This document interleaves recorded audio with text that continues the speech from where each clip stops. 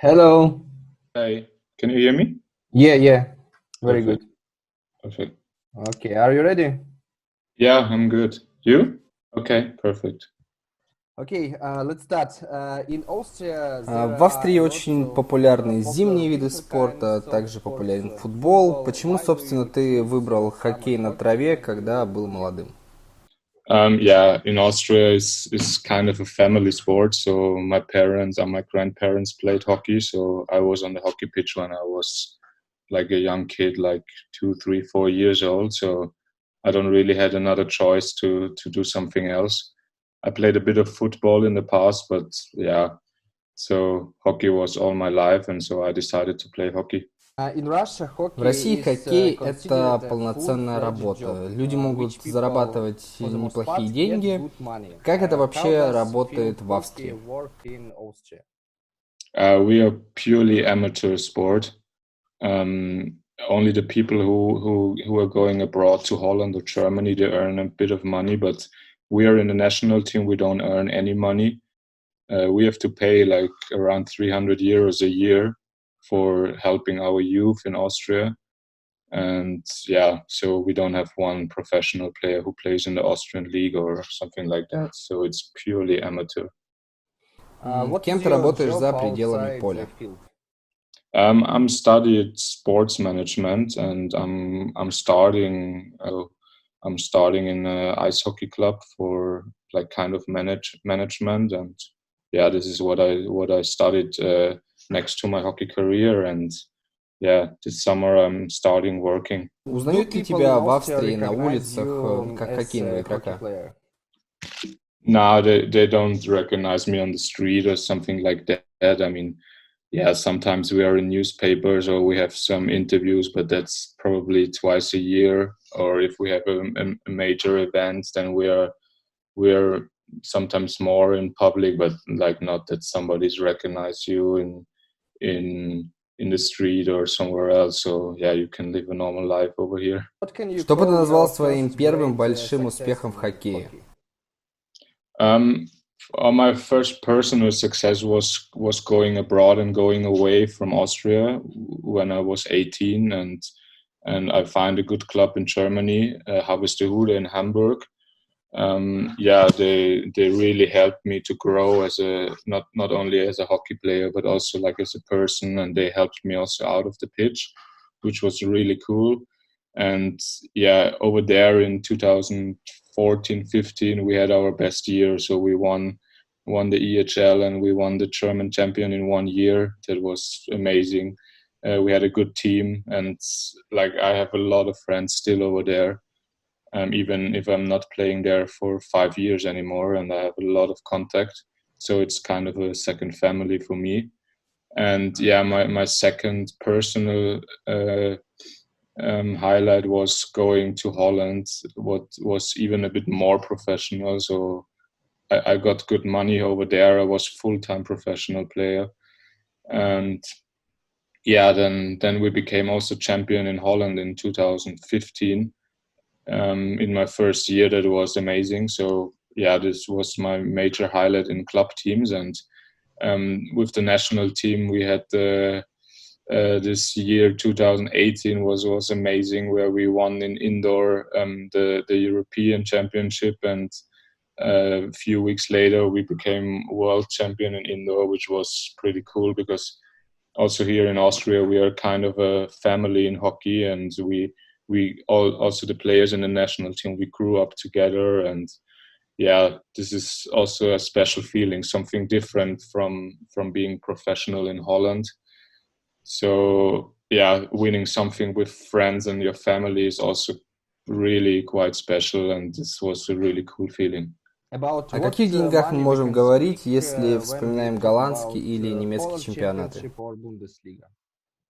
Yeah, there is a bit of a difference. In Germany, they sometimes they give you some money that you can live quite okay, and then you can study and you don't have to work next to your study. But it's not really like you can live for 5, 6, 7 years without working.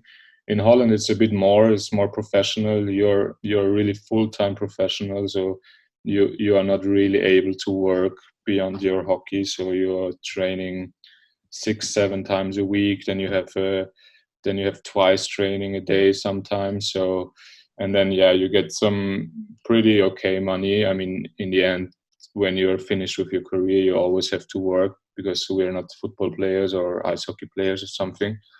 But it gives you a better feeling in the time you play hockey that you don't have to think about money, or you don't have to think about a job or something, because then hockey is really your job and you can concentrate on this, on your training. Можешь ли ты согласиться с таким тезисом, что Бундеслига и голландский чемпионат — это самые сильные турниры в Европе? Если так, то почему? Yeah, I think it's a bit of lifestyle as well. Like in Holland, they really take care of sport, like the whole country. It's really popular and really important also for the people who are not playing hockey. So they are pushing the sports a lot. So I think after football, it's the second biggest sport in the country. And also people are coming and watching it, even if they are not hockey players. And also a bit in Germany, it's the same. It has a lot of tradition in Germany. And but the difference between Germany and Holland is a bit in Germany is also more a family sport. So you grow in a club and then you have more or less also your family, which is bringing you to hockey. And in Holland, it's totally different. It's like so many people are playing hockey. If you're going on the street and talking with somebody, like everybody has like something with hockey to do, which is, I didn't know that before, but it's really cool. And I'm also hoping sometimes like other countries like Austria or also Russia, they are taking more care about these smaller sports that they can grow a bit, and not only taking care about 2-3 bigger sports, and they're always pushing these sports. So I think that's a bit the difference between the countries. Ты играл в индийской хоккейной лиге. Было ли это для тебя интересно, и вообще какие воспоминания связаны у тебя с этим турниром? Yeah, it is a really cool tournament for professional hockey players, because you get like a good amount of money for being professional, and that pays a bit the time off where you are not playing for really good money, I think. And the second was, for me, like the more important part was like learning new things, like a new philosophy, like a new country, a new culture, which is pretty cool, because the idea of the India Hockey League is as well that they are putting some players from abroad to India to help the national team and to help the players there to grow, which was pretty nice, because they welcomed us really warm, and they really wanted to learn something from us. But in the end, we also wanted to learn something from them. So that was pretty cool. And in the end, it was a really nice experience. And also, if it was only 6 weeks, but you see so many things in the 6 weeks. And the second thing, the money was also pretty good for us hockey players to get something like this in such a short period. Как ты адаптировался к климату, к жаркому индийскому климату? Yeah, it was a bit difficult in the beginning, because not the weather, because we are also playing in warm conditions over here or in Spain or something, but it was more the pollution. I think you get used to everything pretty quick, and I don't think there was any problem. Самый крутой партнер, с которым тебе доводилось играть? Then I have to choose for Toby Hauke. He really inspired me a lot when I was young. So I came to Germany, and the year after he became Olympic champion, which was really impressive for me and also for the other teammates who played with him. And I learned a lot from him, like not only on the hockey pitch, because he's an amazing player, how you can see every year, but also outside of the hockey pitch. He's like bit like not a really extrovert person, but he really says some smart things, and he really takes care of somebody, which is really cool, and you can learn a lot of him. Победа в EHL — пик твоей хоккейной карьеры или нет? Winning EHL. EHL, yeah. yeah, it was seriously, we qualified for the EHL. It was our first year. Before, we've seen it always in TV, and we said always, like, as a team, oh, one time we want to participate in there. And then in our first year, we had this amazing season. I mean, we won every game, and yeah, it was a big part of my hockey career. And then also, you can go for with hockey, because if you invest something, it gives you back. And yeah, that was a big step also for my career to get more professional and to see something else as well. Let's speak about indoor hockey. In Russia there is an opinion. В России бытует мнение, что индор-хоккей — это не дружественный вид спорта для хоккея на траве, на него нельзя тратить деньги, время и силы.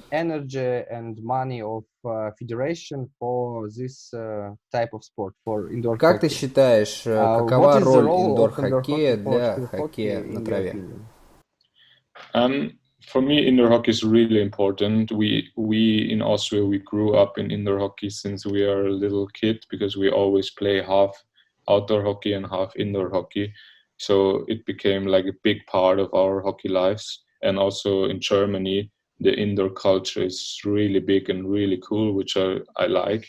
And I think as well, if you watch some World Cups or European Cups in indoor, I think you can make big event out of it, and which is pretty cool. If I've seen the World Cup in Berlin, I mean, there were 8,000 people, and it was an amazing tournament. And also most of the games, they are really cool to watch, because in my opinion, in outdoor, you have to have a good level that you can watch like a game really proper, because if it's not a good level, I think it's getting sometimes a bit boring. And in indoor, you have like actions every time, and I think that's good for hockey. And sometimes I'm a bit disappointed that the FIH didn't really take it that serious every time, or not even the FIH, but like also some federations like Holland or Belgium. But you see now that Australia and Holland and Belgium, they participating in indoor, so I think they also think it's really important for them, and also for the sports hockey. So I'm curious how we are doing in the next years and in the future, and maybe we can, I don't know, we can go somewhere, maybe to the Olympics with indoor. Nobody knows. It will be amazing. Ты много раз играл против российских команд, российской сборной. Помнишь ты каких-то игроков или особенно значимые матчи? Yeah, I played a lot against Russia. Most of the time in indoor, we had some amazing battles, and yeah, we always a bit, yeah, not scared, but we are always have a huge respect from the Russians, because they have always a good technique, and they are really physical players. And yeah, I think they sometimes they don't really know how much potential they have. I have the feeling, I don't know how it is, maybe you know more about this, maybe it's a mental thing, I don't know. But yeah, also this year when we played at the Euros against Russia, we had a big fight, and in the end we turned it around. But then we have seen they have so much potential, and yeah, I'm curious also in the future when they get another champion in indoor, and also in outdoor. They played a good year last year. We had also a good fight in France at the Euros, and they promoted. So yeah, I think if they are coming always with their best players, and they build something for the future, I think they can be a really good hockey nation as well. Ты вернулся в австрийский чемпионат, в свой клуб Пост Виен, и вместе с ним выиграл национальный чемпионат по индору, победив Арминен. Что было ключом успеха, потому что обычно мы привыкли, что Армения — это вечный чемпион Австрии по индору. Yeah, this is my home club in Austria, where I returned this year. So it's called Post SV Wien, and yeah, this is my real family. This is where my parents are members, and my brother is playing, and some of my friends are playing. And yeah, the last years we tried really hard to beat Armenia, and we to become champion, but they always beat us like with one goal in the final or something. So it was getting close and close every year. And this year we had like, I think, our best team together since few years, and we had a good feeling during the season. We lost the first game against them really high, like I think it was 10-0. And then in the second game we beat them already, and then we knew, oh, this year we can do it in the final.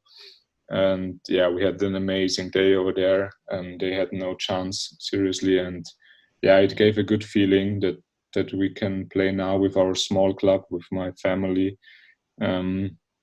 Like we play European Cup next year in, I don't know where it is, in indoor.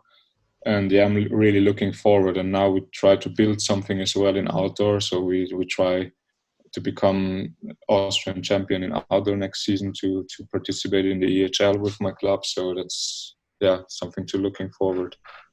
Какова текущая ситуация в Австрии и чем ты занимаешься на карантине? Yeah, I think it's a bit different than in other countries. We have like more or less a lockdown, so we are only able to go out if it's necessary for groceries or for important things, and we are allowed to do like kind of a run for 1 hour, but that's everything. So normal training is not really possible. So yeah, try to make the best out of the whole situation, do some workouts and at home. But yeah, I mean, in the end, it's for everybody the same, and it's also to get a bit fresh in your head and to come back stronger and even enjoy everything what you do, also hockey even more in the future. Дальше я буду задавать тебе короткие вопросы, можешь отвечать емко, можешь развернуто. Okay. За каким видом спорта или командами ты следишь? American sports I like ice hockey, basketball, football, but I also like soccer and yeah, tennis I also like. Кто тогда самый крутой теннисист в мире? I'm really following Dominic Thiem, the Austrian guy. He's now number 4 or 3 in the world, but my favorite player is Nadal. Следующий вопрос. Выиграть вообще ЕХЛ или победить в Кубке Европейских чемпионов со своим родным клубом Вен? Oh, that's difficult. I think in the end it's winning EHL, yeah. Доминик Ландертингер или Бенджамин Штанцль? Yeah, I don't know. I don't really like most of the winter sports, so then I choose for myself. Лучшее место в мире? For me, it's Vienna. It's an amazing city, and I really like it, and that's the best place in the world for me. Когда австрийская сборная по хоккею на траве будет играть на Олимпийских играх? Yeah, that's a difficult question as well, but I think after 2030, probably we have some chances to participate in the Olympics. Жалел ли ты когда-нибудь о своем спортивном гражданстве? Ведь с любой другой сильной сборной ты мог бы выиграть и чемпионат Европы, и чемпионат мира по хоккею на траве. There have been some times where I regretted it, but in the end, I'm really happy to be Austrian because I had some amazing titles with my country as well. So no, I'm happy with Austria. Какой бы совет ты дал молодым хоккеистам, которые хотят быть как Бенни Штанцль, поднимать трофеи над головой и клево играть в хоккей? Yeah, I mean, first keep training, and if you want to achieve something, take it serious and do always the next steps. Also, if you fail, there is never something where you can lose something. You have to try it. Какая у тебя спортивная мечта сейчас? My sports dream is now to help some youth players, to give them maybe an idea to get better and to be more professional. That's my goal for the future. Закончи фразу. Хоккей на траве — это... The best sport I've ever seen. That's all. Thank you, Benjamin. Okay, thanks. Perfect. Thank Thank you a you. lot.